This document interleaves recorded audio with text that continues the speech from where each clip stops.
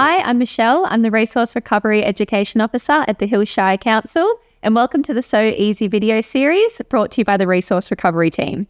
Hi, I'm Bex from Second Life Upcycling, and I teach sewing classes, clothes upcycling, and sustainability workshops. So the goal of this series is to support sustainable habits by giving you the skills and the confidence to fix and alter your own clothes instead of sending them to landfill. So let's get started.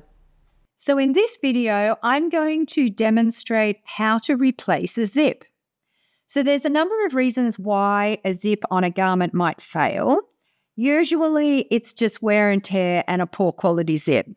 But when you're replacing a zip, really you want to stick with the same kind of zip. So there's lots of different types of zips, and I've got a few here to show you. So this is a metal zip. Then you've got plastic zips. And when I say metal and plastic, I mean the teeth of the zip. That's usually the difference. You've got different sizes of the teeth, and that also lends itself to what the zip looks like when it's on a garment. Now, I've prepared a zip here as it would be on a garment. So this is what it would look like on the front, and this is what it would look like on the back. So what I'm going to do is I'm going to unpick this zip so that I can take this supposed broken zip out, and I'm going to replace it with a new zip, which is really going to be the same zip, but you could put a new one in. So what I've got to do is using my seam ripper or unpicker, is I'm just going to unpick the seam, this cotton that is already there, to break the thread so that then I can get to this zip and remove it from the rest of the garment.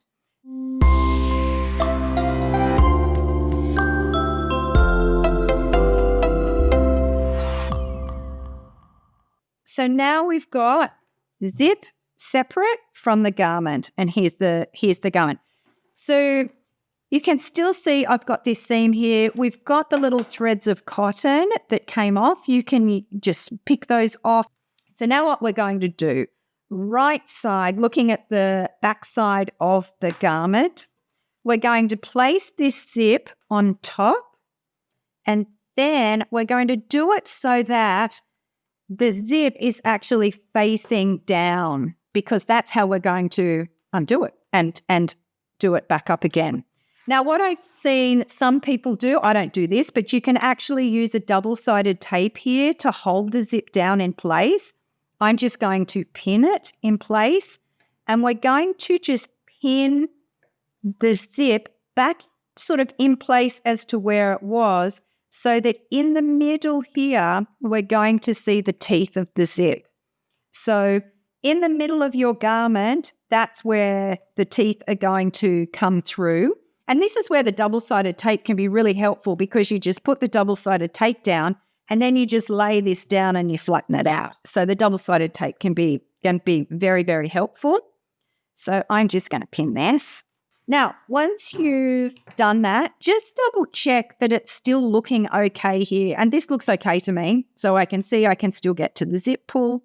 And so I'm happy with that. I don't want to see this overlapping. You don't want to see this too far apart so you can see the zip like that. You're just trying to reinstate it exactly as it was before. If you had a zip where the zip teeth were visible, then you would pin it either side of the zip teeth. So really you're just reinstating it in the same way that it was originally. So now what I'm going to do is go over to my sewing machine, and I'm going to replace my normal sewing foot with a zip foot. So a zip foot has a really small bit in the middle, and with your sewing machine, they always come with a zipper foot, always. And then I'm going to place it on my machine. And then when I'm sewing, I'm going to sew so that the zip foot, there's a little edge to the zip foot, and that's going to line up against the teeth of my zip. So that's going to give me a guide that's going to show where I have to sew. It's going to tell the sewing machine where to sew. I unpin one side and I just open the zip up a bit. And that's going to give me more space to be able to get my zip in. And it's hard to explain, but you'll know as soon as you're sewing, you'll know exactly what I'm talking about. So now I'm going to line up this little piece here. I just want my cotton to go right under against the edge of the zip.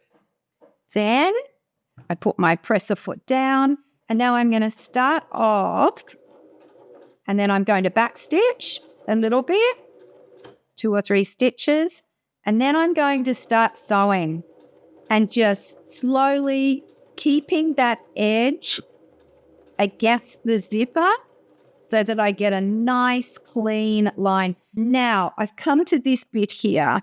So what I'm going to do is I'm going to now close up the zip, and then I'll come back and I'll pin this.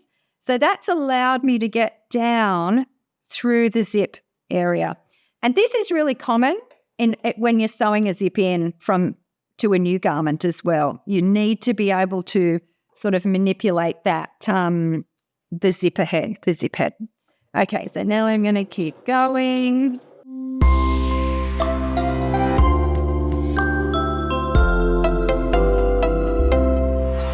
Now I'm going to put my needle into the cotton, and then I'm going to turn 90 degrees and I'm going to go across. And now what's going to happen is I'm going to get to this top bit here again. So I'm going to open up the zip.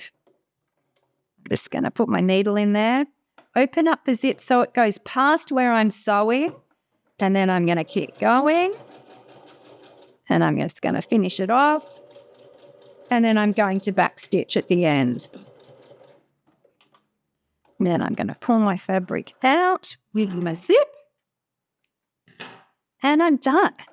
So now I can close it up. And now I've got a new zip in place. So that's pretty simple to do that. And then replacing a zip with a new one. So give it a try. Thanks for watching. We hope that this video has inspired you to revisit your wardrobe and give your garments a second life. If you want to find out more about what Council is doing in regards to textiles and clothing, check out Council's website or the link below. And wasn't that so easy?